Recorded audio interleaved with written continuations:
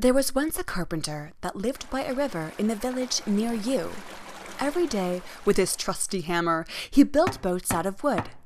One day, as the carpenter was working, he looked out onto the river and saw a child trying to swim towards the shore. "Help," said the child, "the current is too strong." So the carpenter grabbed a boat and rescued the child. "How did you get into the river?" asked the carpenter. "I fell in upstream," said the child. The next day, when the carpenter looked out onto the river, he saw two children struggling to swim towards the shore. "Help," the children said. The carpenter called out to another villager, and together they rescued the children. But the next day, there were 5 children, and the next day there were 12, and soon the whole village was busy rescuing children from the river. The villagers grew weary, and some of the boats started to leak and break from overuse. The carpenter worked tirelessly to repair them, but as the number of children in the river grew, soon there weren't even enough boats to get the job done.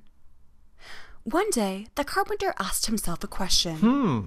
Why and how are so many children falling into the river in the first place? So he bravely ran upstream to find out. There, he saw a big, windy village with many houses, and some of the houses were in a state of disrepair. And when the wind blew especially hard, the houses creaked and cracked, and things were swept out of them and into the nearby river. Sometimes what was swept up was children. The carpenter saw an old lady walking by. "Excuse me," he said to the old lady, "tell me, why are these houses so broken down? Why aren't these houses stronger?" "The people of this village want to fix these houses so that they can resist the wind," the old lady replied. "But we do not have the tools to do so, and the wind lately has been especially strong." "I can help," said the carpenter.